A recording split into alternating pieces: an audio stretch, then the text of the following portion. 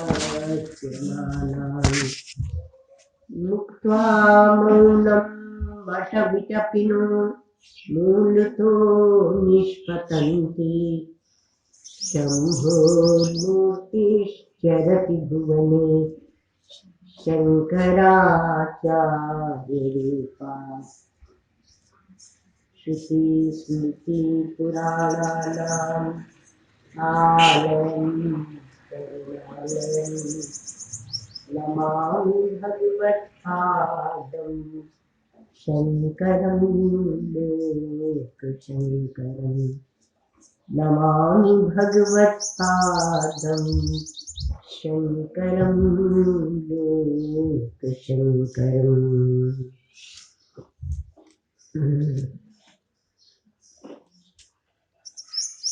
प्रमाण प्रमेय का विचार चल रहा था। तो जो बोलते हैं कि प्रमेय पहले हो तब प्रमाण सिद्ध होता है, एक बोलते हैं कि प्रमाण पहले हो तब प्रमेय सिद्ध होता है। तो हमारे वेदांती है, उन्होंने कहा कि तुम आपस में लड़ लो और काट पीट कर लो, बाद में हम बताएंगे। क्या है? सुंद उपसुंद ऐसे दो वो थे, दो असुर थे। बड़ी तपस्या करके ब्रह्मा जी से वरदान ले लिया। तो क्या वरदान लिया? दोनों में भयंकर प्रेम था, बहुत ज्यादा प्रेम था। तो इसलिए उन्होंने वरदान दिया कि हम किसी से नहीं मरे, हम एक दूसरे से भाई से ही मरे। तो भाई में अद्भुत प्रेम था। सोचे कि अब तो हम लोग मरेंगे, क्योंकि ना सुंद उपसुंद को मारेगा, ना उपसुंद सुंद को मारेगा, जीते रहे। तो क्या है का प्रमाण से प्रमेय की सिद्धि, प्रमेय से प्रमाण की सिद्धि चलती रहे। लेकिन प्रमाण और प्रमेय से भी जो दोनों का प्रकाशक है वह आत्म सत्य है। तो ऊपर भी बैठ सकते महाराज। तो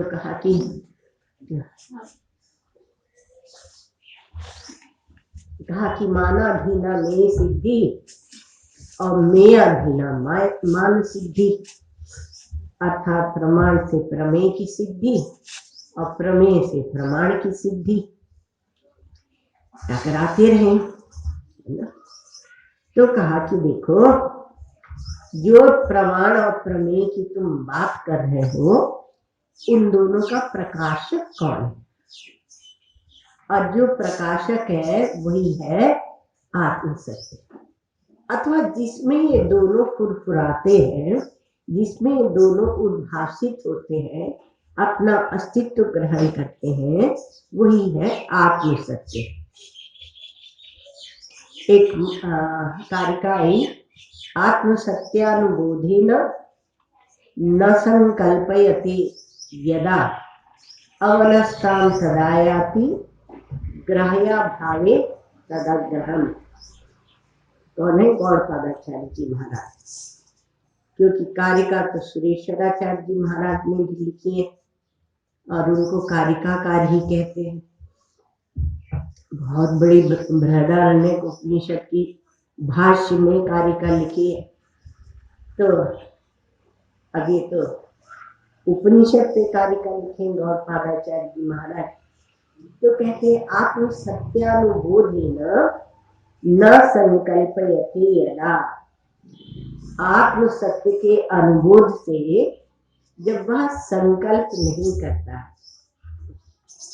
अमनस्ताम तदायाति ग्राह्या भावे तदग्रहम्, तब अमनस्कता को प्राप्त हो जाता है, क्योंकि ग्राह्य का भाव नहीं, अभाव है, और ग्राह्य का अभाव होने से वह आग्रह ही रहता है, कुछ ग्रहण नहीं करता।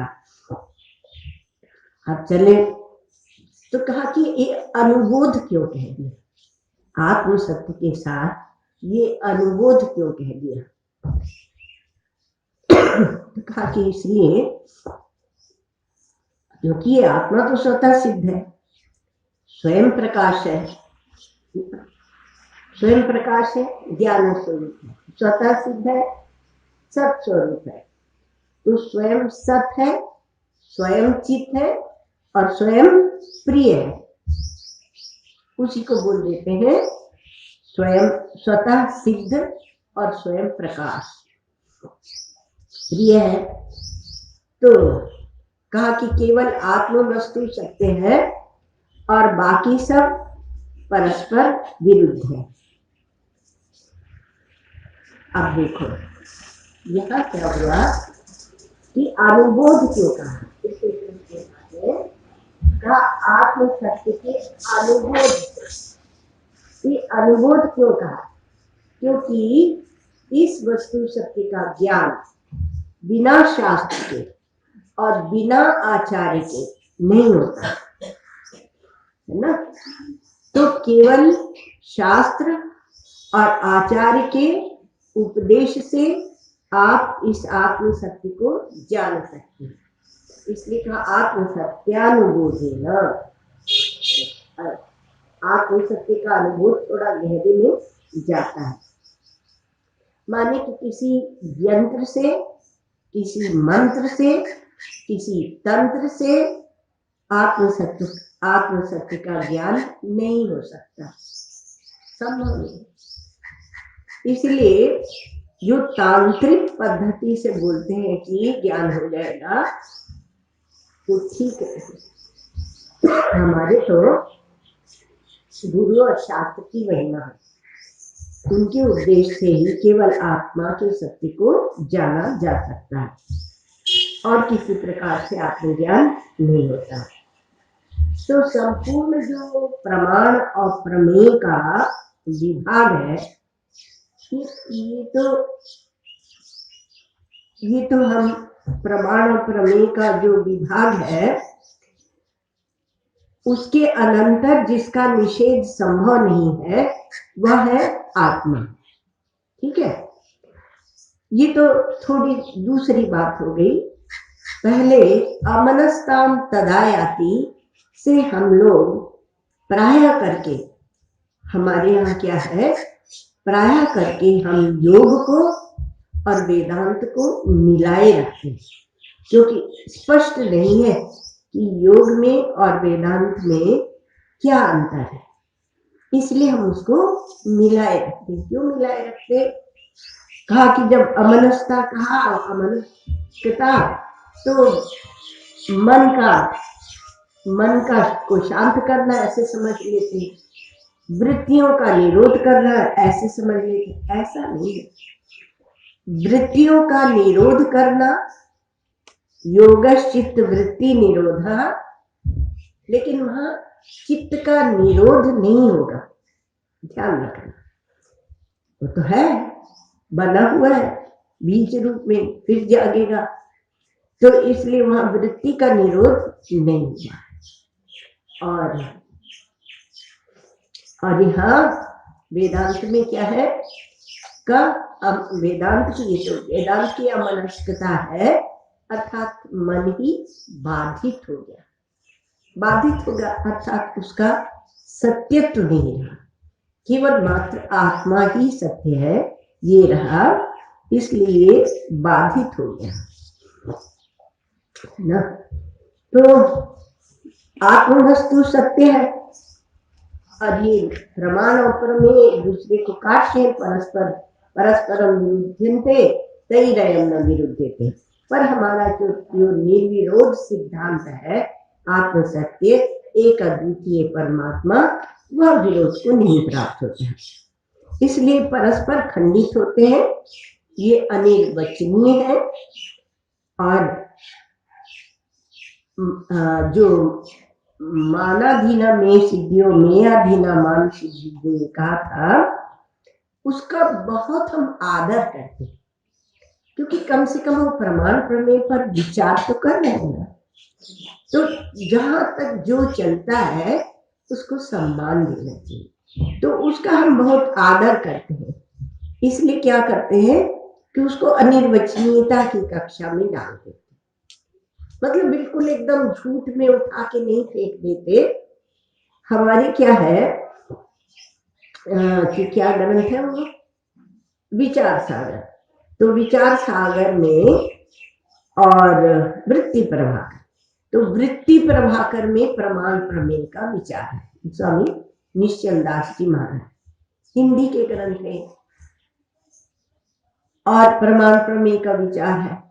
और जो विचार सागर है उसमें साध्य साधन का विचार है। हमारे श्री महाराज इनको, श्री महाराज जी इन्हें पसंद करते थे, बोलते थे बहुत बड़ा उपकार किया है निश्चल दास जी महाराज ने, जो हिंदी में इतने प्रौढ़ विचार दिए हैं वेदांत के। तो एक में क्या है, वृत्ति प्रभाकर में प्रमाण प्रमेय, वो ज्यादा गंभीर, क्योंकि प्रमाण प्रमेय का विचार ज्यादा गंभीर होता है। और विचार सागर में क्या है, कहा साधन साध्य का विचार। तो साधन साध्य का विचार, लेकिन क्या है, दोनों ही जो विचार होते हैं साधन साध्य प्रमाण प्रमेय, वो दोनों ही निषेध के लिए होते हैं, निषेध करने के लिए होते हैं। तो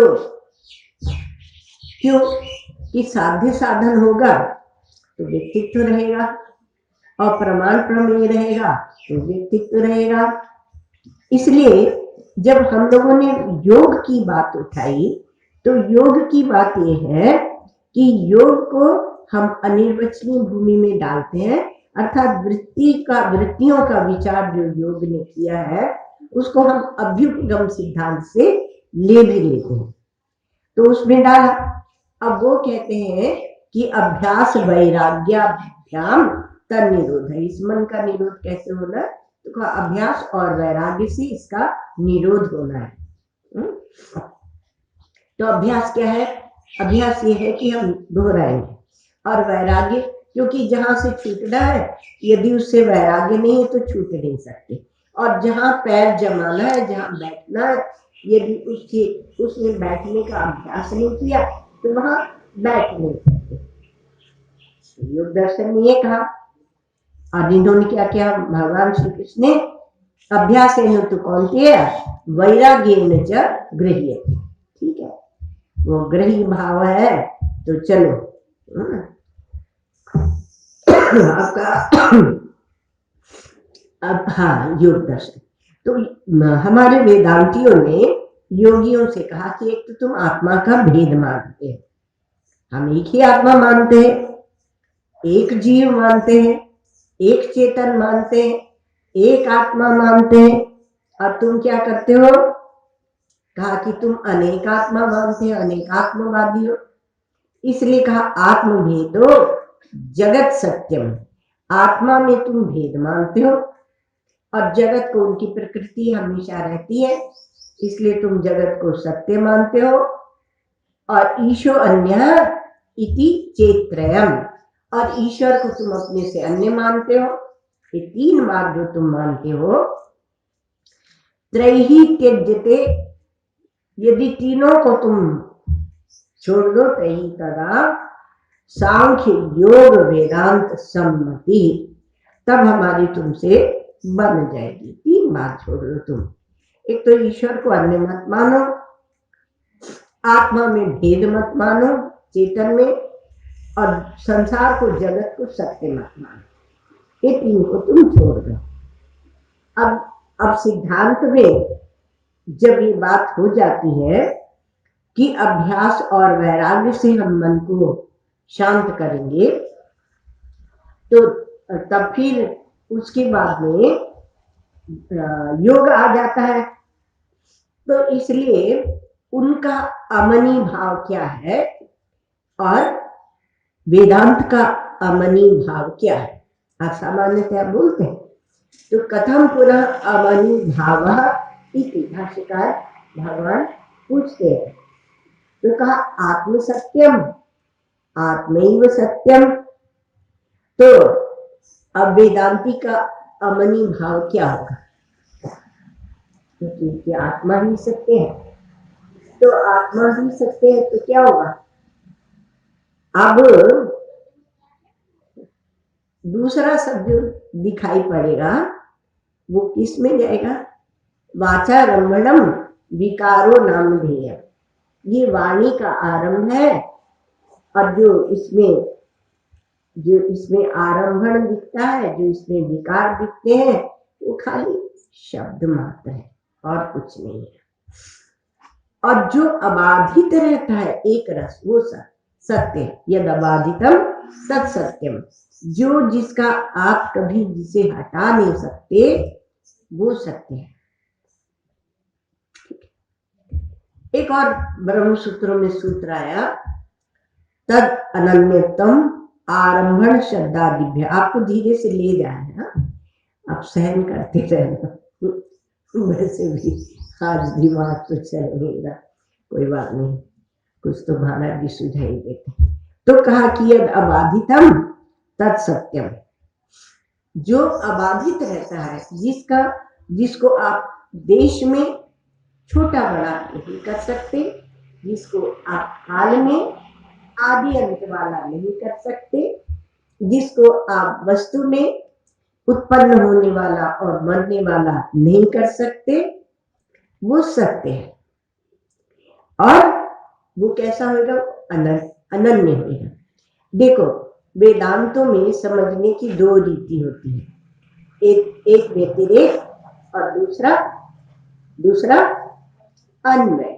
तो दूसरा अन्वय, तो जैसे कि आप कहो कि घड़े में मिट्टी सत्य है, तो एक ये है कि आप घड़े को हटाकर और मिट्टी को देखो, और दूसरा आप ये कहो कि जहां जहां मिट्टी है, वहां जहां जहां घड़ा है, वहां वहां मिट्टी है। उसी प्रकार से आप ये कहो कि जहां जहां नाम रूप है, दृश्य बनते हैं, वहां वहां चेतन है, सच्चित है। तो वहां वहां आपका सच्चित, आपका चेतन है, अर्थात सृष्टि को आपने ही फैला लिया। तो आत्म सत्य, अब वो आत्म सत्य है तो बाकी सब क्या है, फैला हुआ, भासमान, भाषित ही होता है। तो वेदांती का अमनी भाव क्या होगा, वेदांती का अमनी भाव क्या होगा। उसने कहा कि जो वाणी से आरंभ किया जाता है वो सब विकार है, तो इसलिए वह उसके लिए इच्छा नहीं करेगा। और जो अबाधित रहता है वो सत्य है, तो उसके लिए इच्छा नहीं करता। दूसरा, जो व्यतिरेक और अन्वय की बात कह रहे थे, तो जहां जहां उसका मन जाता है, यत्र यत्र मनो याति, जहां जहां मन जाता है वहां वहां वह परमात्मा को देखता है। और वो परमात्मा कैसा, उसकी अपनी आत्मा है, इसलिए उसे कोई इच्छा नहीं होती। क्योंकि ये जो मन है, ये मन क्या है, संकल्प का बीज भाव है, और बीज का मन का फलीभूत भाव है संकल्प। ऐसे आप समझो। तो जिसका निषेध संभव नहीं वो तो आत्मा है। तो आत्मा के लिए जब आप विचार करते हैं तो ऐसा आपके पास कोई औजार नहीं है इंद्रिय मन बुद्धि आदि को लेकर कि जिसमें उस सत्य की अद्वितीयता को, उसकी ब्रह्मता को आप पकड़ें। तो इंद्रिय मन और बुद्धि की सामर्थ्य नहीं कि उस सत्य को आप पकड़ें, इसलिए आचार्य और शास्त्र चाहिए। और आचार्य का नियामक भी शास्त्र होता है ना। और यदि आपके आचार्य उपनिषद के विरुद्ध में बोलते हैं तो उनका आचार्य तो कैसा है, क्षीण आचार्य। देखो सत्यानुबोध से इतनी बातें निकल रही, तो कहा उनका क्षीण आचार्य है। और सभी उपनिषदों का तात्पर्य क्या है? अद्वैत में। तो अद्वैत में तात्पर्य है। और यदि आपके आचार्य द्वैत का प्रतिपादन करते हैं, अर्थात द्वैत प्रतिपादक है उनके वाक्य, तो क्या है? तब आचार्य तो क्षीण होगा क्या? तब नहीं, तब वो क्या है? वो पूरी की पूरी विद्या वो अपरा विद्या है। और अपरा विद्या होने के कारण परा विद्या में वह बाधित हो जाएगी। वो क्या है, श्री गुरुदेव के पास बहुत लोग आते थे और बहुत तरह के प्रश्न होते थे, तो प्रश्न पूछते थे, तो जो हम लोग के काम की नहीं होते थे वो हम 2 लाइन लिखते और छोड़ देते अपनी नोटबुक को। तो हमने कहा महाराज जी जो आप सब बोलते हैं ना, वो हम पूरा पूरा ग्रहण नहीं करते, हम छोड़ देते। तो महाराज जी ने कहा हम तो कुछ भी बोलते हैं, तो तुम्हें सब कुछ ग्रहण करने की जरूरत नहीं, जो वस्तु सत्य का निरूपण है उतना ही तुम ग्रहण करो। तो आत्मैव सत्यम, यदि सत्य अद्वितीय है और यदि आप उसको द्वितीय बना के अर्थात व्यावहारिक बना के प्रस्तुत करते हैं तो वह भी बाधित हो जाएगा। तो तेन इसलिए वह संकल्प क्यों होता है? क्योंकि संकल्प्य होता है, इसलिए संकल्प्य मतलब कोई वस्तु है जिसके लिए हम संकल्प करें।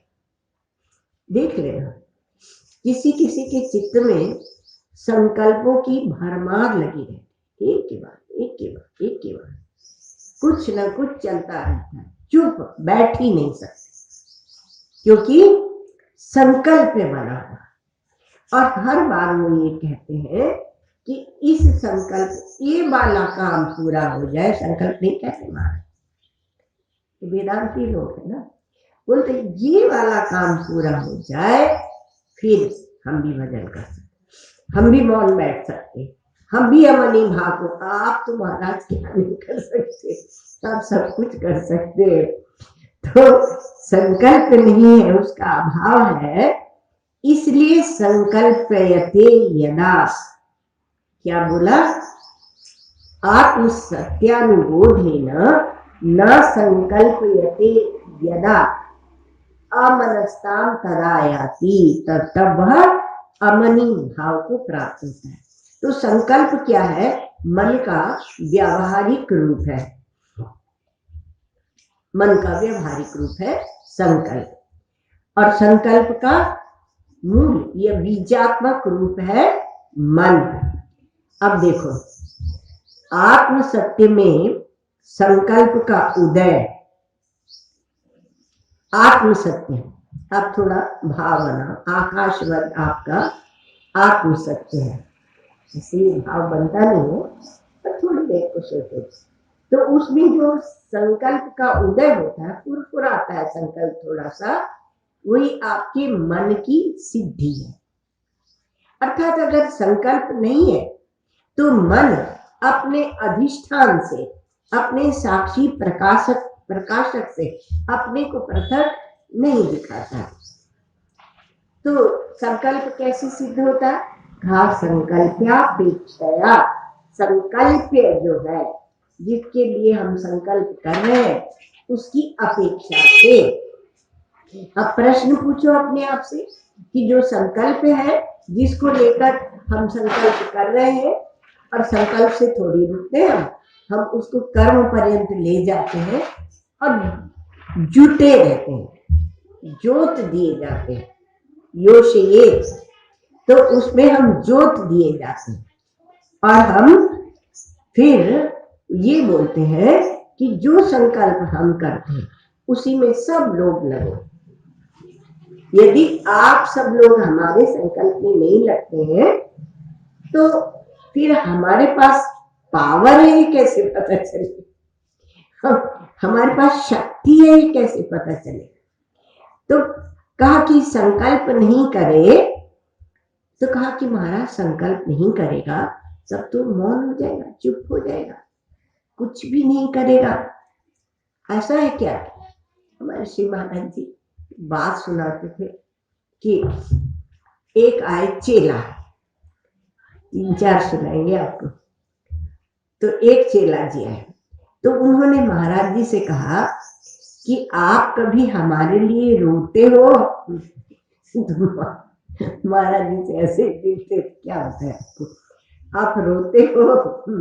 आसपास के जो सेवक होते थे ना, वो तो पहले ही हंसने लगते।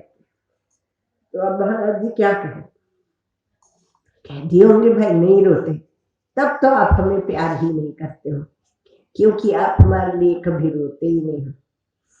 एक आए, तो उन्होंने कहा कि हम कैसे माने कि मरने के बाद आत्मा होता है, कैसे माने? तो महाराज जी ने शास्त्र से, युक्ति से बहुत तरह से समझाया। बोलिए हम ऐसे नहीं मानेंगे, पहले आप मरो और फिर मर के फिर आपने दूसरा जन्म लिया, क्या देखा, तो मैंने फर्स्ट हैंड इंफॉर्मेशन, और फिर वो देखकर और तब आप हमें बताओ। सेकेंड हैंड शास्त्र युक्ति है तो सब सेकेंड हैंड है, सेकेंड हैंड को हम नहीं मानते। अब फर्स्ट हैंड दो, तब हम समझेंगे कि हाँ मरने के बाद भी आत्मा रहता है। एक और आए चेला, तो उन्होंने कहा कि अमनस्कता की जो स्थिति है उसमें वो कुछ बोलता नहीं होगा, अच्छा नहीं होगा, खाता नहीं होगा, पीता नहीं होगा, सोता नहीं होगा, कुछ नहीं करता होगा। श्री महाराज जी ने कहा उसका अर्थ समझना पड़ता है, वो करते हुए भी अपने आत्म भाव में रहता है। बोले नहीं, आप पहले चुपचाप बैठ जाओ। गांव के लोग ऐसे ज्यादा करते हैं, गांव के लोग जो है ना, हुआ अलीगढ़ के लोग, वो लोग ऐसे ज्यादा करते हैं। तो बोलते आप पहले चुपचाप बैठो, आप खाओ नहीं, आप पियो नहीं, आप कुछ नहीं करो, और नहीं तो आप समाधि लगाओ, समाधि लगाओ। महाराज जी के एक रसोईया थे, वो बोलते थे आप यहाँ बैठ जाओ। सूर्यवाजी महाराज के न रहने के बाद, जब उन्होंने लीला संवरण कर लिया, शरीर छोड़ दिया, आप यहाँ समाधि लगाओ, समाधि लगाओ, और मैं आपको भिक्षा मांग कर रोटी खिलाऊंगा। अब महाराज जी को तो बैठना ही नहीं था, भाई अपने गुरु की जो आज्ञा है वो करेंगे कि आपकी आज्ञा करेंगे। श्री महाराज जी एक बार इधर गंगा लहरी है वहां पर, वहां बिरला वालों ने खूब सुंदर स्थान श्री महाराज जी के लिए बनाया था कि जहाँ गंगा जी दिखते रहे और कभी महाराज जी को शांति से आके बैठना तो विराजे। तो महाराज जी वहां विराजे। 4 दिन बाद बोले कि भाई अब हमें यहाँ से ले चलो। क्यों, क्या बात है महाराज जी? अरे बोले कब तक हम ये नदी देखेंगे, पहाड़ देखेंगे, ये सब हम कहाँ तक देखेंगे? तो कहा नहीं महाराज जी ऐसे मत बोलिए, थोड़ी देर में तो चेला भी गुरु हो जाते हैं ना। तो कहा नहीं महाराज जी आप ऐसे मत बोलिए, ये नदी पहाड़ नहीं, ये हिमालय पर्वत है, गंगा नदी है, ये चेतन है, ये चेतन है। महाराज जी ने कहा हाँ चेतन होंगे, पर हमारे देवता तो मनुष्य, हम मनुष्यों की पूजा करते हैं, हमारे देवता मनुष्य। तो देखो अपनी अपनी दृष्टि है, आप कैसे समझेंगे? तो ये न संकल्पयते यदा, जब संकल्प नहीं करता, क्योंकि उसने समझ लिया है कैसे आत्म सत्यानुबोध। जब आत्म सत्य का अनुबोध हो गया तो उसने समझ लिया कि ये जो मन जो है इसका व्यवहारिक रूप है संकल्प। तो आप मन को मत हटाइए, आप संकल्प को हटाइए। संकल्प जैसी स्फुरित हो उसको अभाव में, अर्थात उसको अत्यंता भाव में, वेदांत की भाषा में, उसमें डाल दो। ये क्या हमेशा रहने वाला सत्य है क्या? तो कहा नहीं, नहीं रहने वाला है।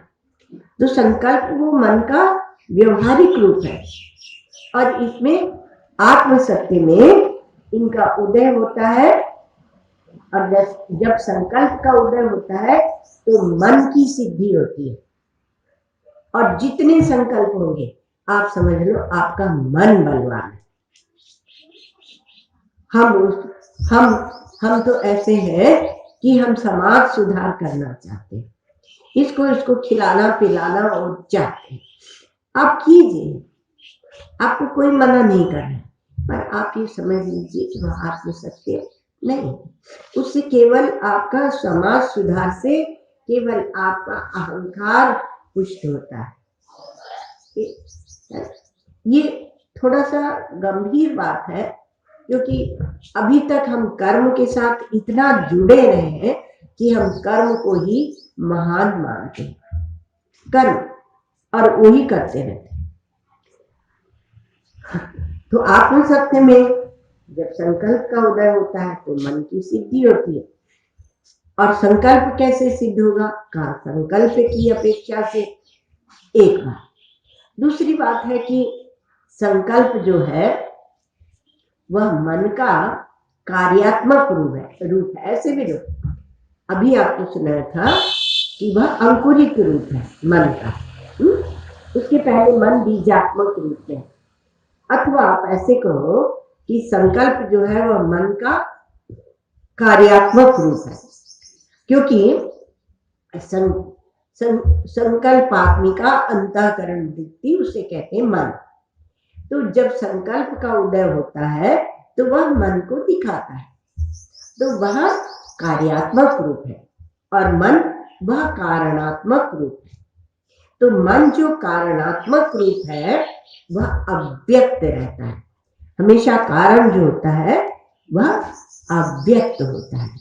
तो वह संकल्प और मन दो में हम लोग रुके हुए हैं। तो आत्म सत्य का जब अनुभूत होता है तब उसको पता चल जाता है कि संकल्प ही नहीं है, तो संकल्प किसका करेगा? अब ऐसे कहो कि नहीं, जब आप चुप बैठेंगे माने शरीर को ही आत्मा बना ले, तो जड़ी भाव का नाम अमनी भाव नहीं कि जड़ होकर बैठे। तो आपको वेदांती से ही सीखना पड़ेगा कि संकल्प जो है वो आत्मा से जुदा नहीं है। एक प्रकार से जुदा है और एक प्रकार से जुदा नहीं।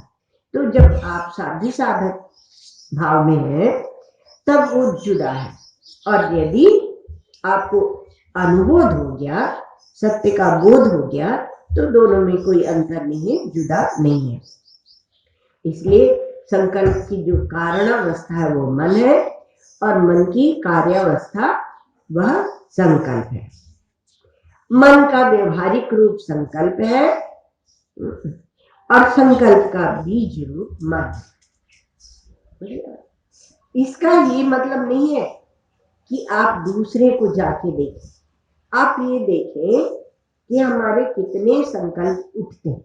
तो कहीं से तो शुरू करेंगे। आत्म सत्य का अनुभव तो हुआ नहीं, तो अब क्या करेंगे? कहीं से शुरू करेंगे, तो संकल्पों को कम करेंगे। इसीलिए भगवान गीता में कहते हैं सर्व संकल्प सन्यासी योगारूढ़स्तदोच्यते। सब संकल्पों को जो छोड़ देता है वही सन्यासी है और वही योग में आरूढ़ होता है। योगारूढ़ तदोच्यते। तो अब ये दोनों संकल्प और संकल्प अथवा मन और संकल्प अथवा कारण और कार्य कहाँ जाके बाधित होंगे? कहाँ जाके बाधित? कहीं इस आत्म सत्य में ही सब बाधित हो। आत्म सत्य तक नहीं रुकते हैं। अनुभूत, उसका बोध होना चाहिए, उसको जानना चाहिए, तो उसको बोलते हैं निसंकल्प, और वह है अमनी भाव। मनी भाव नहीं, अमनी भाव। तो कहा कि आजकल मन में बहुत संकल्प विकल्प हो रहे हैं, मन चंचल हो रहा है। आपको एक बात बताए, जो साधक होते हैं ना, उन्हें एक संकल्प अच्छा नहीं लगता। कभी कभी शांत बैठे हैं और ये संकल्प हो गया महाराज, क्योंकि सुबह का समय ध्यान भजन का होता है, ये संकल्प हो गया चलो उठो आज गंगा जी स्नान कर लो, आज एकादशी कम से कम आज तो करो, दुनिया के सब लोग आके यहाँ गंगा स्नान कर रहे हैं और तुम आलस्य में बैठे हो, चलो उठो गंगा स्नान कर लो। कहेंगे हाँ तो बढ़िया, तो सात्विक संकल्प है कहेंगे आप, लेकिन वह संकल्प भी उसको अच्छा नहीं लगता उस समय। वो संकल्प भी, अथवा कोई आके दरवाजा खटखटाता है तो दरवाजा खोलना है, तो दरवाजा खोलना भी उसको लगता है बड़ा भारी संकल्प है। तो कहा कि न संकल्पयते यदा अमनस्कता तदायाति, तब वह अमनस्कता को प्राप्त कर लेता है। तो ये बीज रूप मन और व्यवहारिक रूप संकल्प, ये दोनों वहां बाधित हो जाए। देखिए, आपको एक प्रक्रिया यह होती है कि जहां आप बैठे वहां से सत्य को लखाया जाए, और ये ठीक होता है। और एक ये है कि उस सत्य को का निरूपण करके और फिर आपको ये जो सारी जो हलचल है उसमें कैसे परमात्मा एक ही सत्य है उसको दिखा दिया जाए। तो जब अन्वय होता है, जब वह दिखा दिया जाता है कि सब कुछ परमात्मा ही है, तब आपको क्या है, कोई परेशानी नहीं। इसलिए वेदांती का सत्य और इनका माने अमनस्कता और इनकी अमनस्कता में अंतर हो, इनकी माने दूसरी योगी आदि। तो मन को शांत करना है तो ज्ञानी क्या करेगा, केवल देख लेगा मन को, खुद बुझा रहा है। और ज्ञानी क्या करेगा, ज्ञानी की ही बात करेगा। कहा कि नहीं, वो प्राणायाम करे, वो प्रत्याहार करे, क्योंकि वो सहायक है, और प्राणायाम प्रत्याहार आदि करके और मन को शांत करे। तो ज्ञानी की दृष्टि में अंतःकरण बाधित है, क्योंकि उसके में स्वरूप दृष्टि है। तो प्राणायाम प्रत्याहार नहीं करेगा, क्योंकि ज्ञानी की जो अमनस्कता है, ध्यान देना, वो समाधि वाली नहीं है, वह सुषुप्ति वाली नहीं है, ये बोध है। ज्ञानी की जो अमनस्कता है यह बोध है। नीति उड़िया बाबू जी को शंकर भगवान ने उपदेश दिया, तो कहा नेति नेति नेति वर्जितम यह परम पदम, शेषितम यह परम पदम, निराकर्तुम अशक्यत्वात् तदस्मीति सुखी भाव। नहीं, यह नहीं, यह नहीं, यह नहीं करके, और जो अंत में शेष रहता आत्मा, जिसको हटाया नहीं जा सकता, वही मैं हूं, ऐसा सोचकर सुखी हो जा, कहते हैं शंकर भगवान उड़िया बाबा जी महाराज। जड़ता वर्जित्वता, जड़ता नहीं है वहां, या शिलावद अवस्थिति, और शिला की जैसी स्थिति है, अर्थात घन चैतन्य है वहां। उस घन चैतन्य में सच्चिदानंद लगाना हो लगा लीजिए, कहा सच्चिदानंद घन चैतन्य में वहां अन्य के लिए अवकाश नहीं। इसलिए ग्राह्य भावे तदग्रहम, वहां ग्राह्य के अभाव में किसको पकड़े। वो कबीर बाबा बोलते हैं, का देखूं कछु थिर न रहे, देखत नैन चला जग जाए। जो जा रहा है भाग रहा है, उसको मैं कहाँ पकड़ने जाऊं। वो बेवकूफी होगी। तो का देखो कछु फिर न रहा है, किसको पकड़े। श्रुति भगवती कहती है कि अग्रह्यो नहीं गृह्यते, वह अग्रह्य है और वो किसी लेता नहीं गृह्यते। तो ज्ञानी जो है वो मन को शांत नहीं करेगा। प्राणायाम, प्रत्याहार, सुषुप्ति, समाधि आदि से नहीं। ज्ञानी की दृष्टि में तो अंतःकरण बाधित है ना, क्योंकि उसकी जो दृष्टि है, दृष्टि पे आ गए, अब दृष्टि सृष्टिवाद चल रहा है, तो उसकी जो दृष्टि है वह तो स्वरूप दृष्टि है, और स्वरूप दृष्टि से अंतःकरण का कहीं अस्तित्व ही नहीं है, और अंतःकरण का नहीं होना ये ज्ञानी की दृष्टि है। और जब तक अंतःकरण होगा तब तक आप कहेंगे कि अविद्या है, और अविद्या है तो आप कहेंगे कि अविद्या क्या है, परिभाषा नहीं, अविद्या उपाधि के सहित जो है चेतन, उसे कहते हैं जीव। और अविद्या प्रत्युपस्थापित जो समष्टि में, व्यष्टि में हो गया, समष्टि में मायोपाधिक जो चैतन्य है वह है ईश्वर। और जिसमें न व्यष्टि है न समष्टि है, न व्यष्टि उपाधि न समष्टि उपाधि, वह चेतन ब्रह्म है। अब ये व्यष्टि उपाधि और समष्टि उपाधि ये बना कौन रहा हमारा? आप ही तो बना रहे, आप ही तो बना रहे, इसलिए आपकी ही सृष्टि ये संपूर्ण सृष्टि है।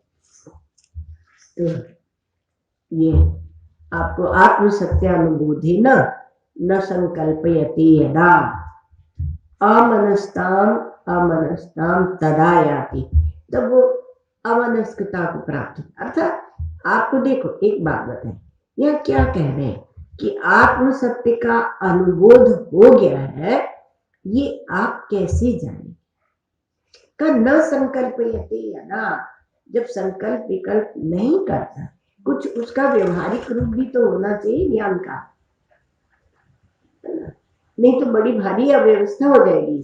सब कहेंगे कि हाँ हमें ज्ञान हो गया, हमें ज्ञान हो गया। तो कहा जब संकल्प नहीं करता, उस दिन सुनाया था आपको कि सूर्या बाबा जी महाराज से किसी ने पूछा कि भक्त और ज्ञानी का मुख्य कर्तव्य क्या? तो बाबा ने कहा कि भक्त का मुख्य कर्तव्य यह है कि अपने इष्ट का, परमात्मा का ध्यान करे और उसी में लीन रहे, लीन वृत्ति। और ज्ञानी का मुख्य कर्तव्य यह है कि वह निसंकल्प है, क्योंकि यदि निसंकल्प है तो उसका अधिष्ठान स्वयं प्रकाश, सर्वाभासक अधिष्ठान सत्य तो उसके साथ है, अर्थात वो स्वयं हुई है। इसलिए उसको अलग से कहीं और जाके कुछ कर्म के द्वारा, उपासना के द्वारा, साधना के द्वारा इतनी बड़ी स्वतंत्रता दे दी, कुछ करने को नहीं रहा, कुछ सोचने को नहीं रहा। इतना बड़ा स्वातंत्र यह ज्ञान देता है कि जिसकी कोई सीमा नहीं। और कौन देते हैं? गुरु देते हैं। उलट गई मोरी नैन पुतरिया, उलट गई दो नैन पुतरिया। जो पहले बाहर बाहर देखते थे अब अंदर देखने लगे। आपको बताएं, जो गंभीर वेदांतों का चिंतन है उसमें बोलते हैं कि यदि आपको बाहर कुछ दिखता है,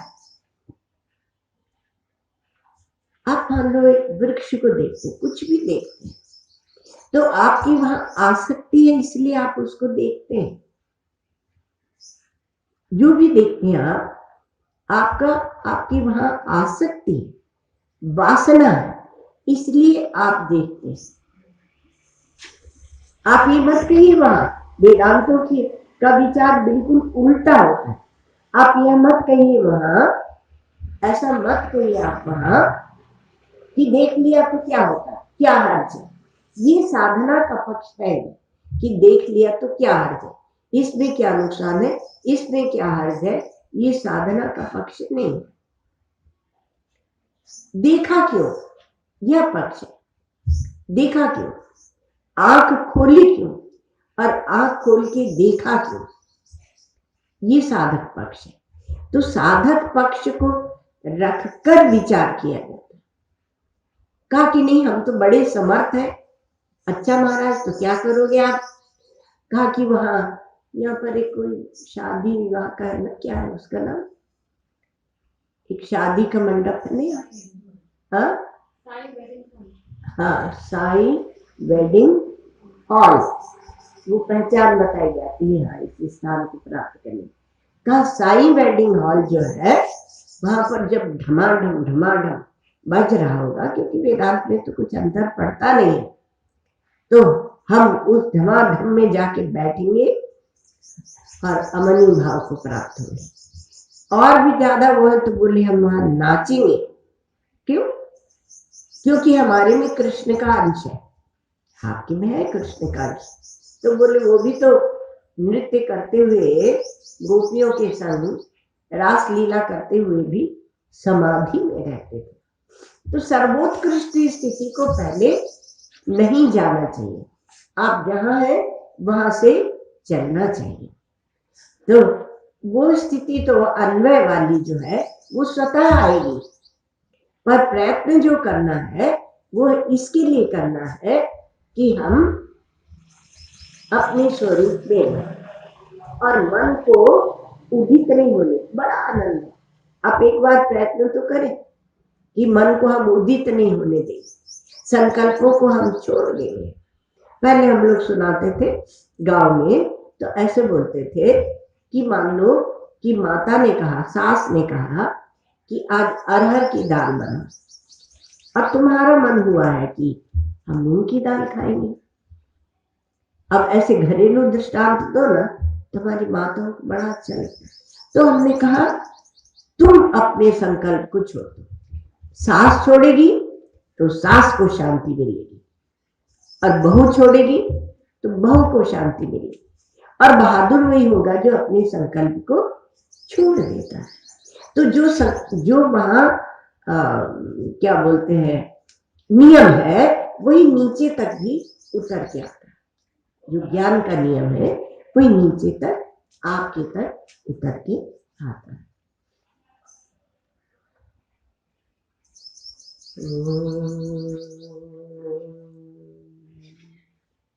सर्वे भवन्तु सुखिनः, सर्वे सन्तु निरामयाः, सर्वे भद्राणि पश्यन्तु, मा कश्चित् दुःखभाग् भवेत्।